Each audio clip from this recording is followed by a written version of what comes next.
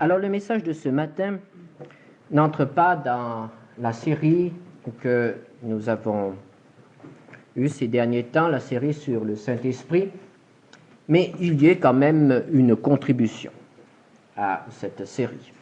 De même, on pourrait dire aussi qu'il est une contribution aux séries sur l'éthique chrétienne. En même temps, il doit préparer un peu cette opération agapée que nous allons lancer dans l'Église. Et comme c'est notre journée d'assemblée générale, je pense que c'est aussi un bon thème de réflexion pour une journée d'assemblée générale. Alors, quel est donc le chapitre que nous avons devant nous ce matin? C'est 1 Corinthiens 13, le grand chapitre de l'amour. De l'amour selon le Saint-Esprit. Ce chapitre, nous le connaissons. Certains d'entre nous pourraient même le réciter par cœur. Et pourtant, ce qui est dit dans ces quelques versets a une portée incalculable. Et je pense qu'aucun d'entre nous ne peut dire qu'il réalise pleinement ce qui est écrit là. Et moi, le premier. Alors, nous voulons ce matin non pas étudier un texte, mais nous laisser étudier par lui. Nous laisser étudier par le Saint-Esprit qui éclaire notre vie, et qui éclaire notre cœur, nos sentiments, nos motivations, et qui va nous conduire dans une connaissance plus parfaite de sa personne et de sa volonté à notre égard. 1 Corinthiens 13, versets 1 à 3. Quand je parlerai les langues des hommes et des anges, si je n'ai pas la charité, je suis un airain qui résonne ou une cymbale qui retentit. Et quand j'aurai le don de prophétie, la science de tous les mystères, et toute la connaissance, quand j'aurai même toute la foi jusqu'à transporter des montagnes, si je n'ai pas la charité, je ne suis rien. Et quand je distribuerai tous mes biens pour la nourriture des pauvres, quand je livrerai même mon corps pour être brûlé, si je n'ai pas la charité, cela ne me sert de rien. Les langues des hommes et des anges. La parole. La parole est le moyen privilégié de la communication. La parole est un de ces privilèges qui distinguent l'homme de l'animal. L'homme peut communiquer avec son semblable. L'homme peut exprimer ce qu'il ressent ou ce qu'il veut dire à son semblable. Il peut transmettre ses connaissances, il peut transmettre des informations, il peut aussi exprimer des sentiments. L'amour, la haine, la joie, la peine, l'inquiétude, l'espoir peuvent s'exprimer par nos paroles. Nos paroles nous permettent de faire comprendre à notre prochain l'état dans lequel nous nous trouvons et ce que nous ressentons. C'est un moyen privilégié. Si nous n'avions pas la parole parlée ou parole écrite, nous ne pourrions pas nous informer et une vie sociale ne serait pas facile. Il y a des animaux qui ont une vie sociale sans parole. Mais l'homme peut avoir une vie sociale, surtout grâce à la parole. Et voici que l'apôtre Paul nous dit « Quand je parlerai toutes les langues des hommes », c'est-à-dire quand cette terrible barrière des langues de Babel serait surmontée pour un homme.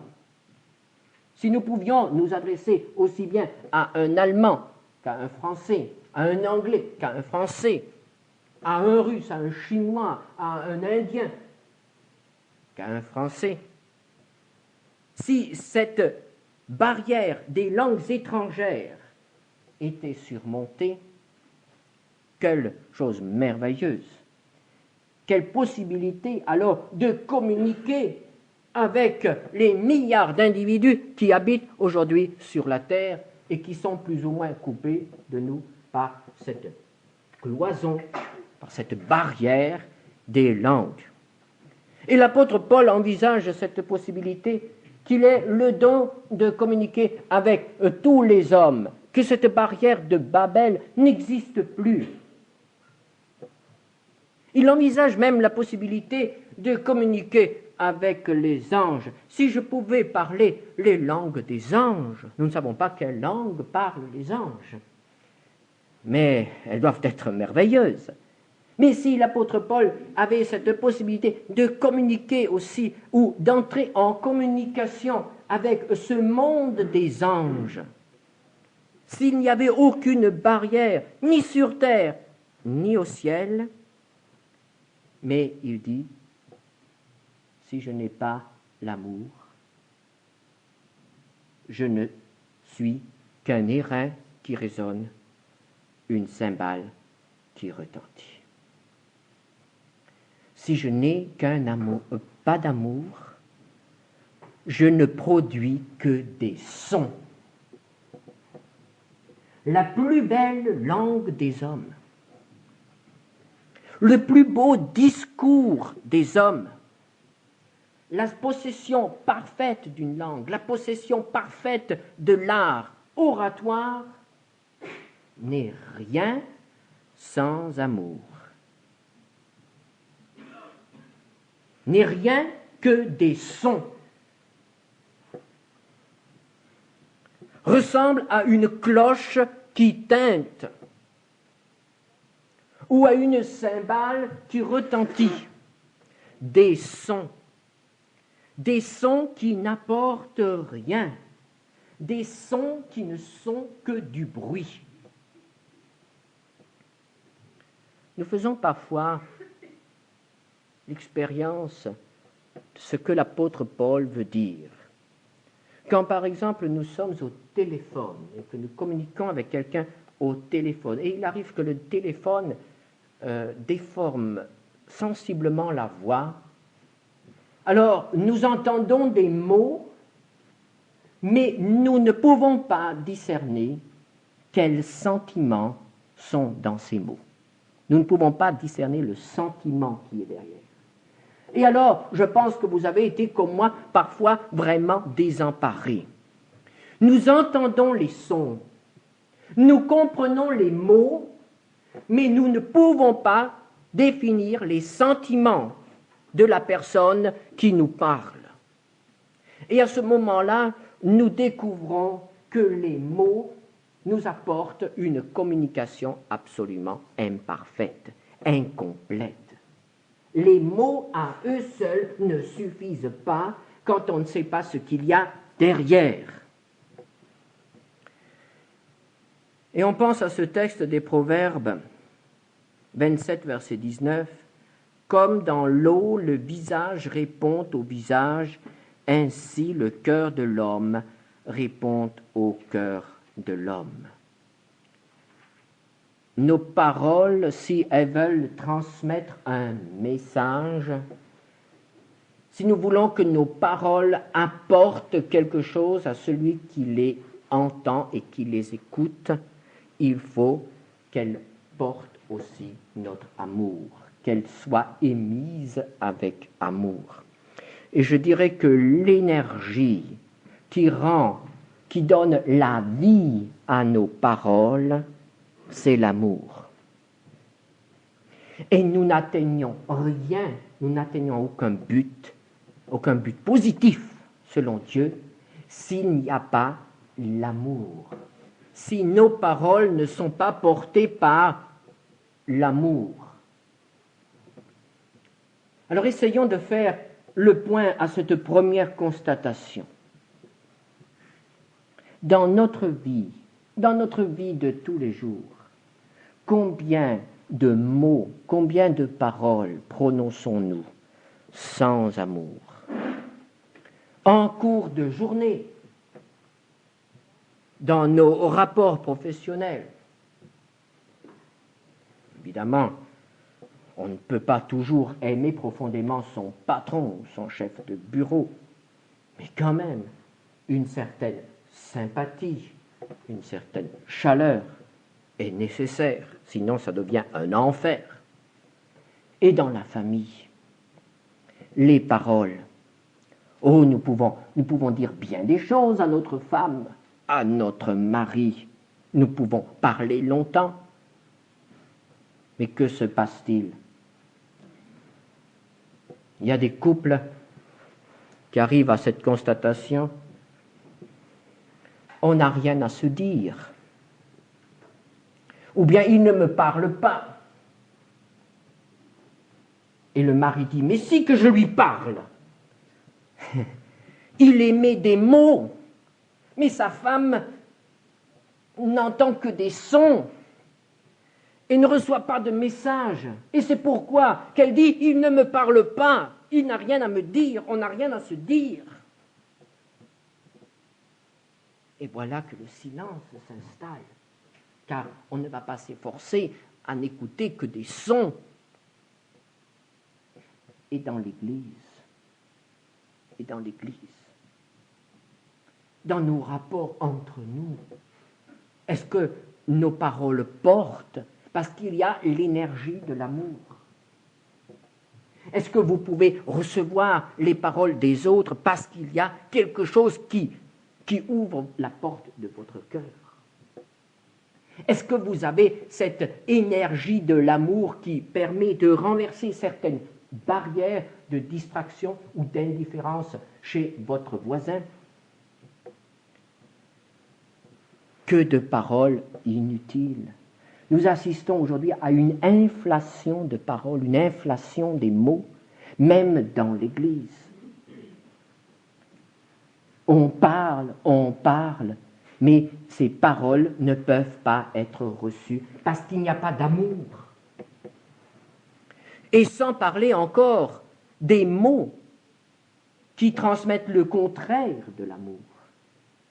Les paroles de critique, les paroles négatives, les paroles agressives, les paroles d'animosité, les paroles de mépris, les paroles d'indifférence.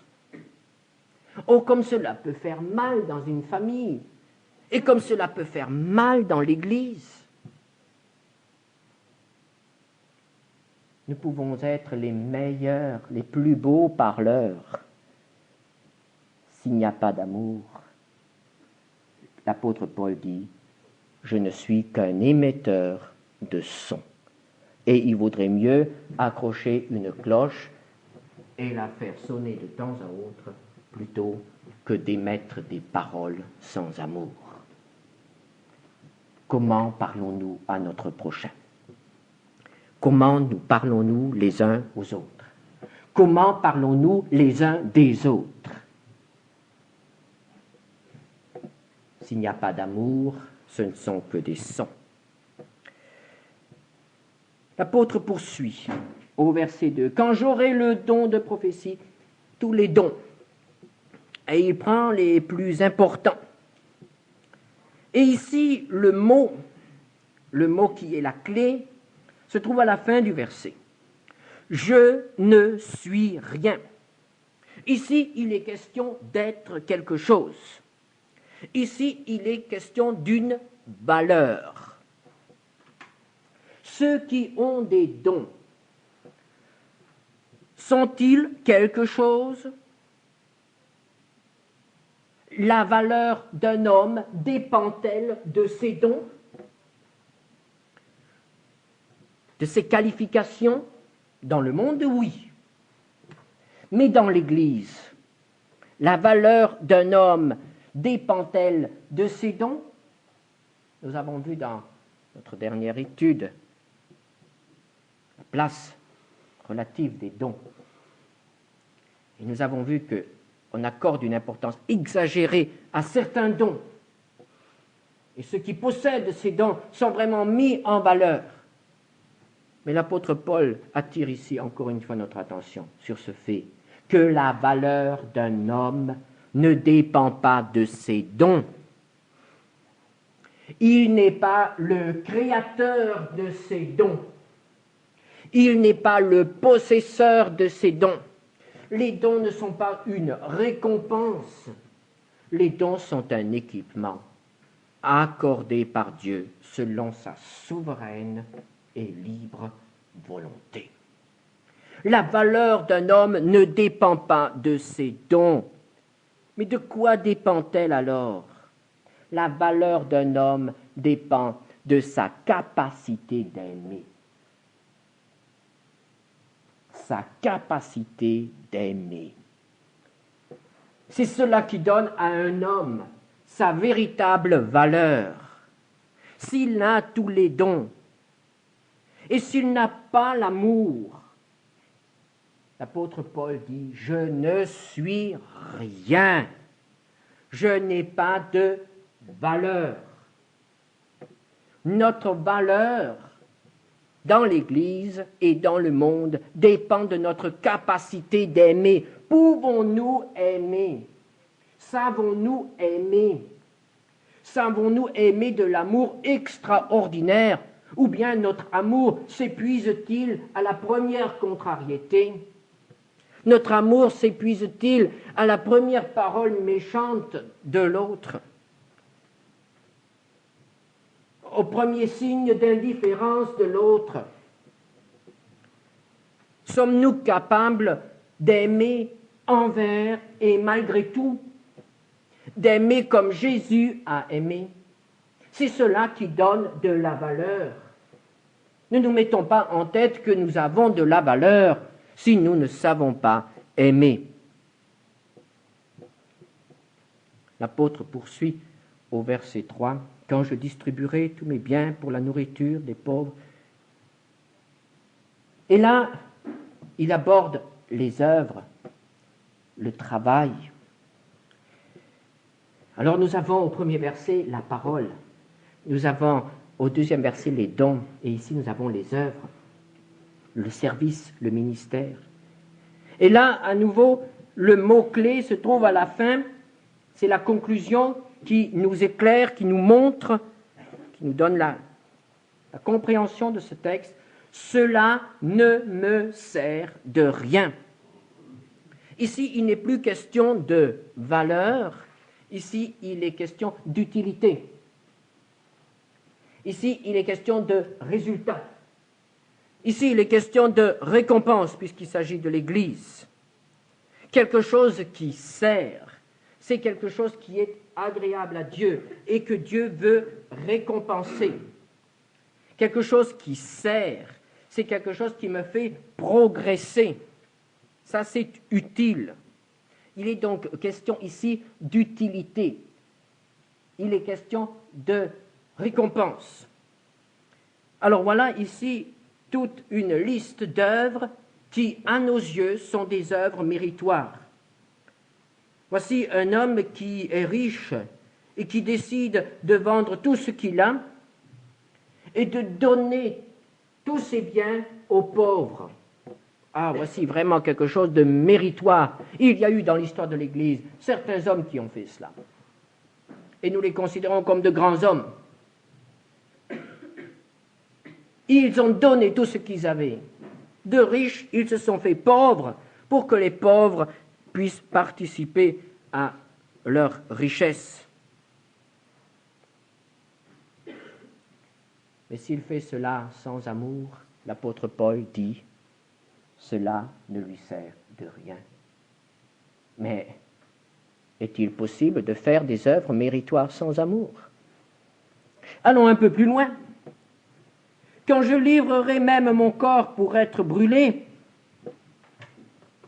mon corps pour être brûlé, mais voici maintenant l'Holocauste, voici le sacrifice suprême, voici le martyre. L'apôtre Paul envisage la possibilité de s'offrir en holocauste pour les autres. Mais n'est-ce pas là le comble de l'amour? N'est-ce pas le comble de l'amour lorsque quelqu'un se livre pour les autres? Et ça peut arriver aujourd'hui.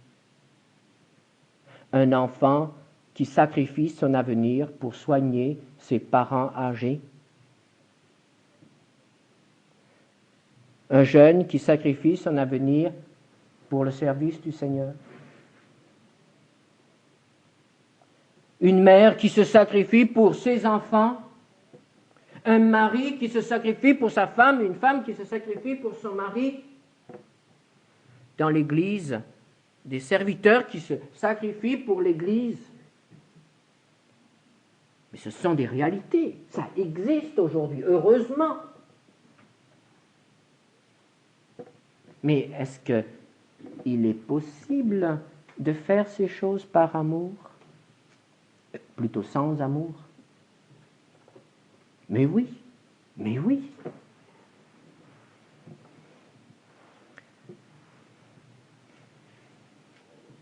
On sait très bien que certains qui se sacrifient pour les autres ont dans leur cœur un profond sentiment d'amertume.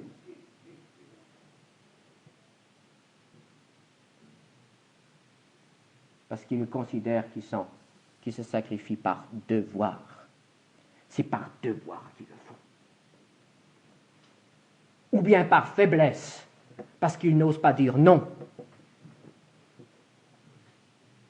Parfois par orgueil, parce qu'ils veulent être considérés comme les victimes, parce qu'ils aiment qu'on les plaigne, qu'on les prenne en pitié, et qu'on dise « Ah, quel dévouement! Si tous étaient comme elle !» Parfois, c'est aussi pire encore, par masochisme, par esprit de destruction de soi-même. Et alors là, évidemment, nous abordons un autre problème. Mais il est capable d'endurer les plus grands sacrifices sans amour. Combien de drames dans la vie de ceux qui se sont sacrifiés. Oh, combien leur fin d'existence est parfois terrible. Ce sont les sacrifiés, remplis d'amertume, parce qu'ils ont passé toute leur vie à côté d'un mari incroyant, ou qui ne les a pas compris, ou parce qu'ils se sont sacrifiés pour une mère exigeante, ou que sais-je encore. Ils se sont sacrifiés, mais quel massacre dans leur vie. Pourquoi? Parce qu'il n'y avait pas l'amour. Parce qu'il n'y avait pas l'énergie qui permet le sacrifice. Parce qu'il n'y avait pas l'amour. Et voilà que le verdict tombe. Et au jour du tribunal de Christ, le Seigneur dira à cette âme qui s'est donnée toute sa vie pour les autres, cela ne te sert de rien. Quel drame! Il aurait mieux valu qu'elle mette fin au sacrifice si elle ne trouvait pas la capacité d'aimer. Des œuvres méritoires inutiles. Frères et sœurs, quelles sont nos motivations de service? Pourquoi acceptons-nous certains sacrifices? Pourquoi sommes-nous au service du Seigneur dans l'Église ou dans une œuvre? Pourquoi? Quelles sont les motivations profondes de ce que nous faisons, des sacrifices que nous endurons? Si nous pouvions y mettre fin, tout en restant, sauf dans l'honneur, tout en évitant de perdre la considération des autres, est-ce que nous ne le ferions pas? Quelles sont nos motivations profondes, même dans le mariage? Certains sacrifices dans le mariage.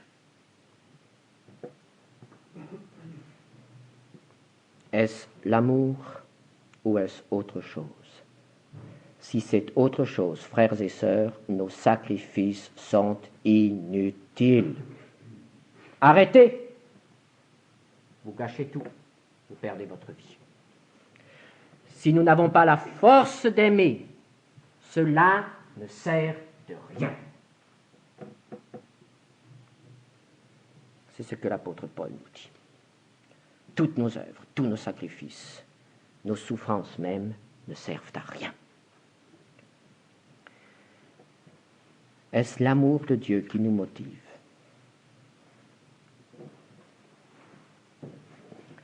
Alors, quel est cet amour? L'apôtre Paul en parle au verset 4 et 7, et il fait une description. Il nous dit, on pourrait faire 2 colonnes et dire, voilà, d'un côté ce que l'amour n'est pas, et de l'autre côté ce que l'amour est. Alors, prenons d'abord ce que l'amour n'est pas, au verset 5. Il ne cherche point son intérêt. Verset 4. Il ne se vante point. Il ne s'enfle point d'orgueil. Alors, ces 3 caractéristiques, on pourrait les mettre ensemble. Qu'est-ce que c'est? Mon intérêt, je me vante de ce que je fais, je suis orgueilleux. Et nous comprenons très bien que là, il s'agit du moi. C'est moi. Moi qui fais quelque chose, c'est moi. Alors chaque fois qu'il y a le moi, là, gros et épais devant nous, soyons certains que ce n'est pas l'amour. N'est-ce pas? Quand je me vante de ce que j'ai fait pour un tel, je ne l'ai pas fait par amour. Quand je cherche finalement quand même mon propre intérêt, je ne l'ai pas fait par amour. Et l'intérêt n'est pas forcément un intérêt matériel. L'amour n'est pas égocentrique. L'amour ne place pas le moi sur un piédestal, sur un trône. Continuons. L'amour n'est point envieux. L'amour ne fait rien de malhonnête. L'amour ne s'irrite point. L'amour ne soupçonne point le mal. L'amour ne se réjouit pas de l'injustice. Là, à nouveau, nous pouvons mettre tout ça, faire un ensemble avec tout cela et dire l'amour ne veut pas de mal.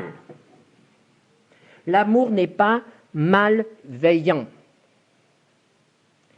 Lorsque j'ai de l'envie dans mon cœur à l'égard de quelqu'un, ce n'est pas l'amour.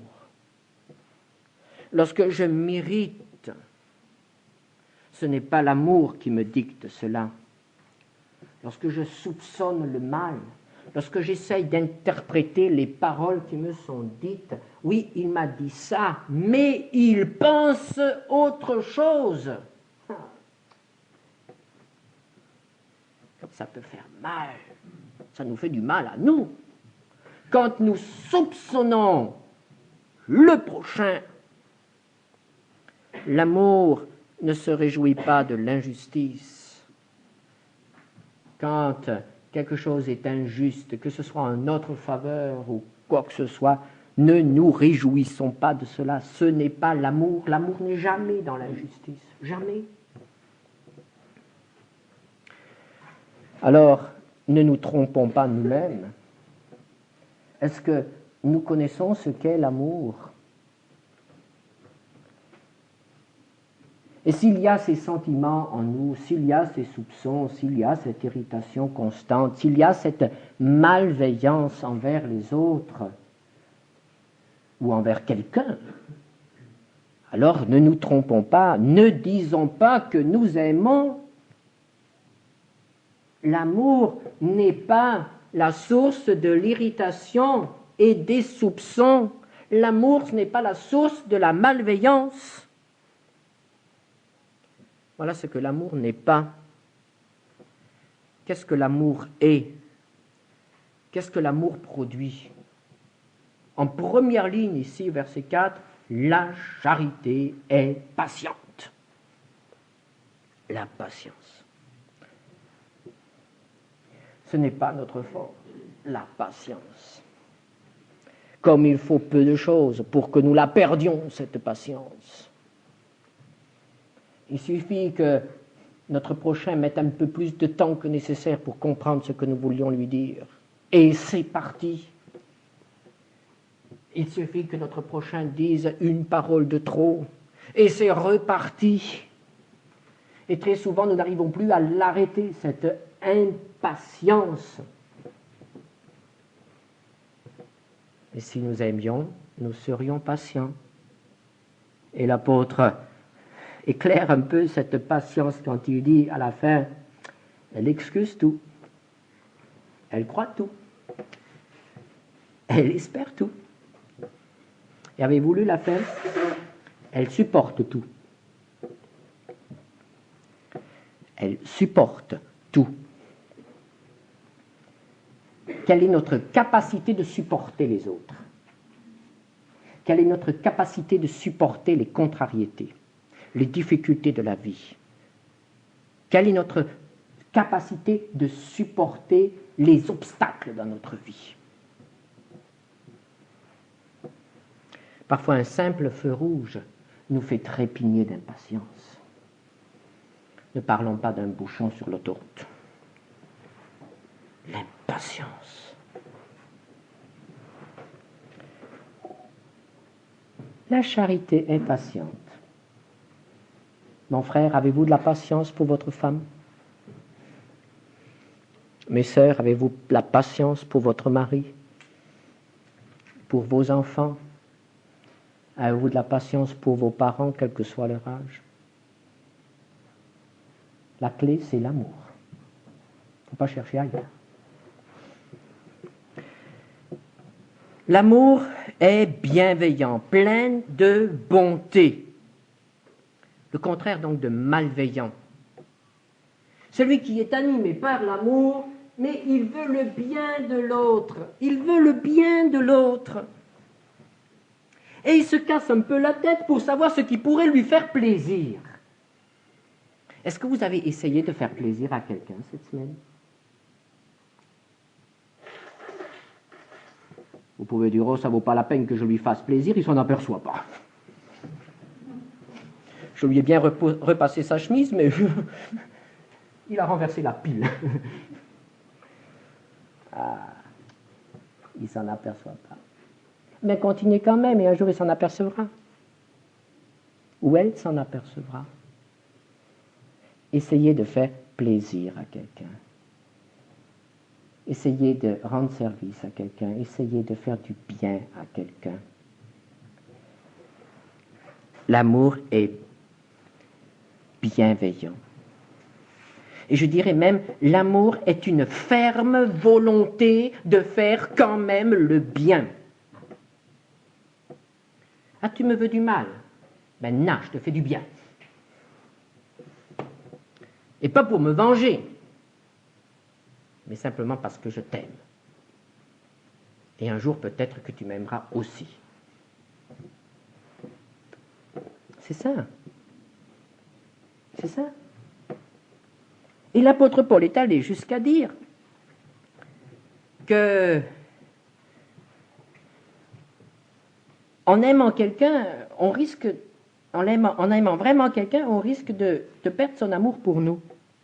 Alors ça, évidemment, c'est un peu difficile, mais c'est là que se mesure l'amour véritable. 2 Corinthiens 12, verset 15. Pour moi, je dépenserai très volontiers et je me dépenserai moi-même pour vos âmes. Dussé-je, en vous aimant davantage, être moins aimé de vous? Évidemment, si on veut à tout prix que les autres nous aiment et nous apprécient, alors on évitera peut-être de leur dire non. On évitera peut-être de les contrarier.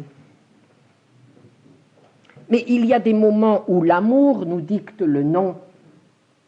Il y a des moments où l'amour nous dicte une attitude un peu plus ferme. Et si nous ne sommes pas capables d'adopter cette attitude un peu ferme, c'est que nous n'aimons pas vraiment l'autre. Nous nous aimons nous-mêmes. Nous abandonnons pour avoir la paix. Mais l'amour véritable nous fait parfois aussi nous opposer à quelqu'un. Si des parents aiment vraiment leurs enfants, ils ne diront pas toujours oui à tous leurs désirs. Il faut aussi une fois dire non, quitte à entendre notre fille ou notre fils nous dire « tu ne m'aimes pas ». Si je t'aime, sans ça je ne te dirai pas non. Si je ne t'aimais pas, je te dirais maintenant oui, fais ce que tu veux. Hein? Mais si je t'aime vraiment, je te dis non. Tape du pied si tu veux, mais c'est quand même non. Parce que je t'aime. Et je ne veux pas ton amour de maintenant, je veux ton bien durable. Et c'est pour cela que je te dis non. Et dans l'Église, c'est la même chose. Et dans le monde, ça doit aussi être la même chose. Il faut aussi une fois savoir dire non. Le chrétien n'est pas un être faible. Il doit se faire respecter parce qu'il aime l'autre. Parce que ça ne grandit pas l'autre s'il exploite son prochain, même s'il est chrétien. Il faut savoir dire non par amour pour l'autre et par respect pour l'autre, même si ça le fâche. Alors, l'amour est aussi vrai. L'amour se réjouit de la vérité. Tout ce qui est vrai réjouit l'amour. Et l'apôtre Jean nous dit, l'amour est de Dieu. Oh, l'amour, cet amour-là ne peut pas venir du cœur de l'homme. Nous sommes absolument incapables de le produire. L'amour est de Dieu. Chapitre 4, verset 7. Bien-aimés, aimons-nous les uns les autres, car l'amour est de Dieu. Et quiconque aime est né de Dieu et connaît Dieu. Celui qui n'aime pas n'a pas connu Dieu, car Dieu est amour. L'amour de Dieu a été manifesté envers nous, en ce que Dieu a envoyé son Fils unique dans le monde, afin que nous vivions par lui.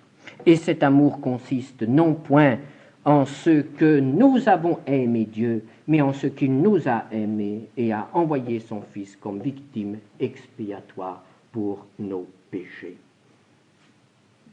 Bien-aimés, si Dieu nous a ainsi aimés, nous devons aussi nous aimer les uns les autres.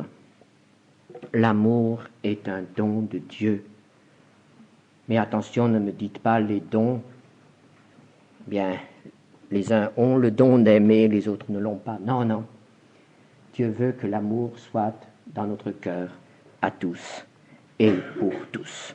Et un peu plus loin, Jean dit, chapitre 4, verset 20, « Si quelqu'un dit « j'aime Dieu » et qu'il haïsse son frère, c'est un menteur. Car celui qui n'aime pas son frère qu'il voit, comment peut-il aimer Dieu qu'il ne voit pas? Et nous avons de lui ce commandement, que celui qui aime Dieu aime aussi son frère. Ne nous trompons pas, ne nous faisons pas d'illusions.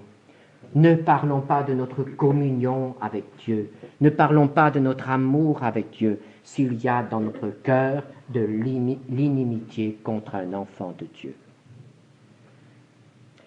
L'inimitié contre quelqu'un est absolument incompatible avec la communion avec Dieu. Incompatible. L'inimitié contre quelqu'un. Et ici, il est même question de haine. Et c'est à des chrétiens que Jean écrit. Donc la haine entre chrétiens existe. Ne parlons pas de notre piété si nous ne sommes pas capables d'aimer. À ceci, tous connaîtront que vous êtes mes disciples si vous avez de l'amour les uns pour les autres. Voilà ce qu'est l'amour. Et c'est pourquoi nous ne sommes pas étonnés de voir que l'apôtre termine avec cette constatation que l'amour est éternel. L'amour dure et ne passera point. Et ce texte que nous avons devant nous, dans 1 Corinthiens 13, versets 8 à 13, est un texte difficile parce que, quelle que soit l'explication qu'on adopte, il y en a deux majeures, elle est incomplète jusqu'à présent. Alors ici, il est dit, la charité ne périt jamais, les prophéties prendront fin, les langues cesseront, la connaissance disparaîtra. Car nous connaissons en partie et nous prophétisons en partie, mais quand ce qui est parfait sera venu, ce qui est partiel disparaîtra. Lorsque j'étais enfant, je parlais comme un enfant, je pensais comme un enfant, je raisonnais comme un enfant. Lorsque je suis devenu homme, j'ai fait disparaître ce qui était de l'enfant. Aujourd'hui, nous voyons au moyen d'un miroir, d'une manière obscure, mais alors nous nous verrons face à face. Aujourd'hui, je connais en partie, mais alors je connaîtrai comme j'ai été connu. Maintenant donc, ces trois choses demeurent, la foi, l'espérance, la charité. Mais la plus grande de ces choses, c'est la charité. Je ne vais pas m'arrêter à cette difficulté, je dirais simplement qu'elle se cristallise autour du mot « aujourd'hui ». Et selon le sens que l'on donne à ce mot « aujourd'hui », verset 12, nous avons aussi une interprétation différente de ce texte. Pour certains, cet « aujourd'hui », c'est l'aujourd'hui historique de l'apôtre Paul. C'est-à-dire, c'était son aujourd'hui. Au moment où il a écrit l'épître aux Corinthiens, c'est-à-dire à une époque où il n'y avait pratiquement rien encore du Nouveau Testament. Alors, la deuxième interprétation, c'est un aujourd'hui qui est une période. Par exemple, comme aujourd'hui, c'est le jour de grâce. Ce serait l'aujourd'hui de l'Église, l'aujourd'hui qui dure depuis la Pentecôte jusqu'au moment de l'enlèvement du Seigneur. Alors, suivant ces deux interprétations, on arrive à des conclusions différentes. Dans le premier cas, les dons mentionnés ici sont caducs. Ils ont disparu après le temps apostolique.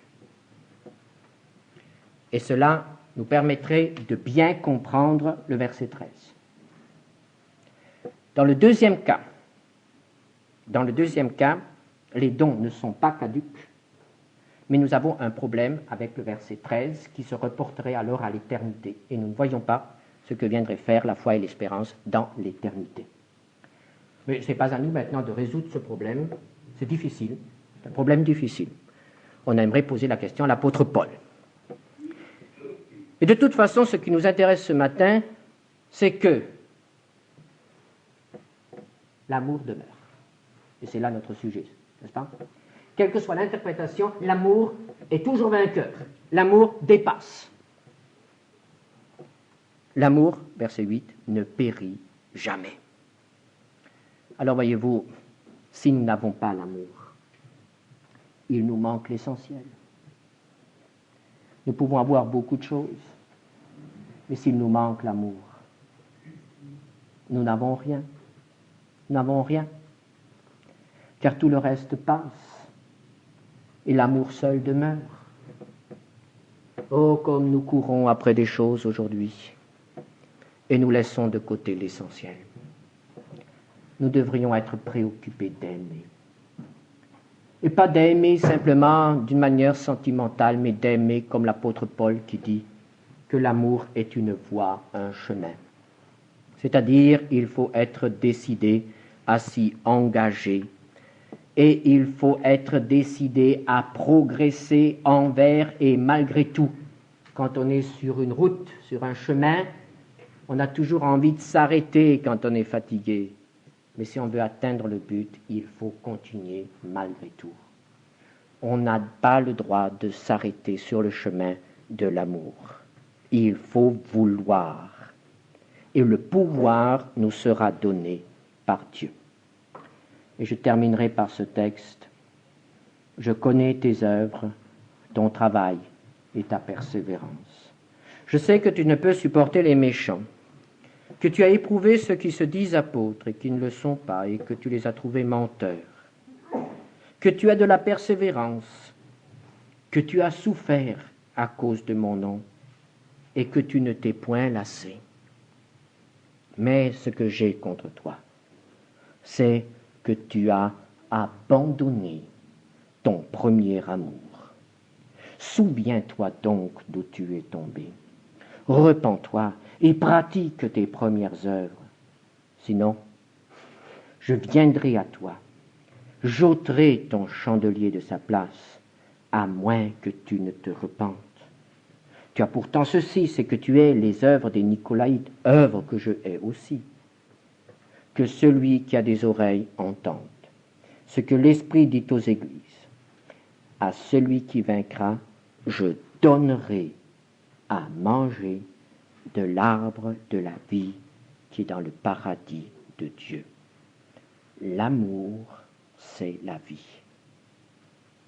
Sans amour, il n'y a pas de vie dans nos